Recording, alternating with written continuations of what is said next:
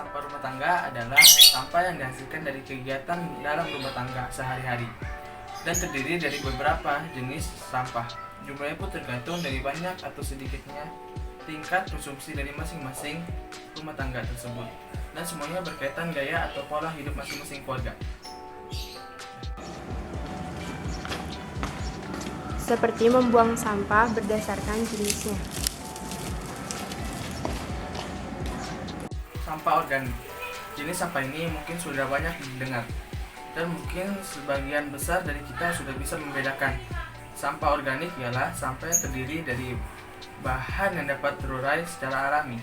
Contohnya daun-daunan atau sisa-sisa makanan yang dibuang dan dapat terurai dengan sendirinya.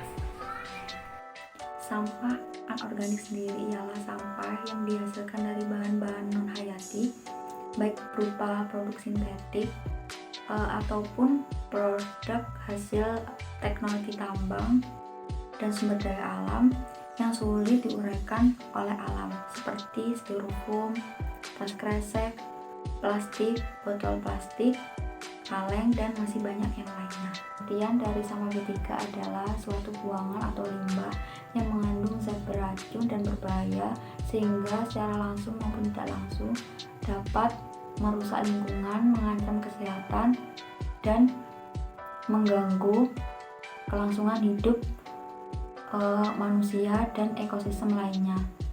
Contoh dari limbah B3 yaitu seperti batu baterai, masker, bekas parfum, deterjen, dan lain sebagainya. Pengelolaan sampah adalah pengumpulan, pengangkutan, pengolahan dari material sampah, mengacu pada sampah yang dihasilkan dari kegiatan manusia dan biasanya dikelola untuk mengurangi dampak terhadap kesehatan, lingkungan, dan estetika.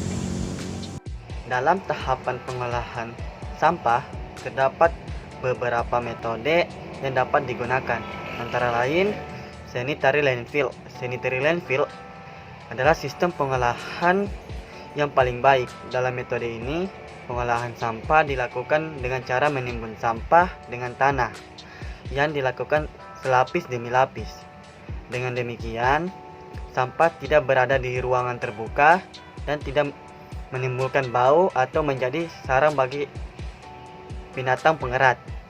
Yang kedua, incineration. Incineration atau insinerasi merupakan suatu metode pengolahan sampah dengan membakar sampah secara besar-besaran dengan menggunakan fasilitas pabrik. Sedangkan individual incineration, pembakaran sampah secara perorangan, ini bisa dilakukan oleh penduduk terutama di daerah pedesaan. Pengolahan sampah dengan cara pemanfaatan. Yang pertama, pemanfaatan sampah organik. Sampah organik bisa dijadikan sebagai pupuk kompos.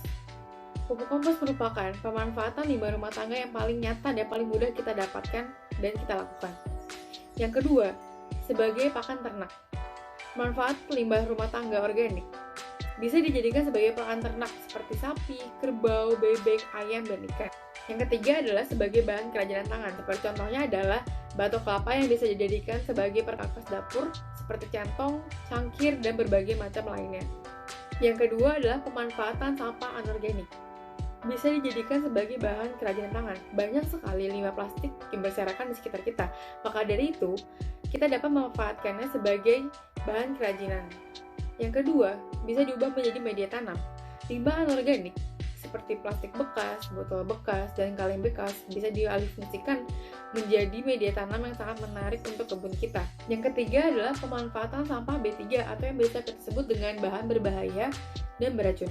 Pemanfaatan sampah B3 dapat digunakan untuk menjadi bahan alternatif dan material alternatif.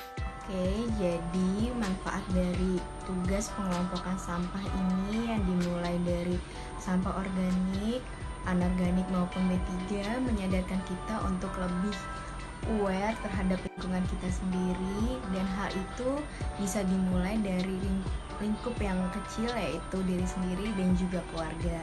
Di sini kita bisa melihat kalau sesuatu yang awalnya tidak memiliki nilai guna yang lebih, kita dapat manfaatkan atau kita olah menjadi sesuatu yang mempunyai nilai yang lebih. Nah, itu tadi sedikit penjelasan tentang konservasi, khususnya pengelolaan sampah. Sekian yang dapat kelompok kami sampaikan. Kurang lebihnya mohon maaf. Terima kasih dan semoga apa yang telah disampaikan dapat bermanfaat. Kami dari kelompok 3 Taman Nasional Komodo pamit undur diri. Salam konservasi, salam lestari, salam angsana.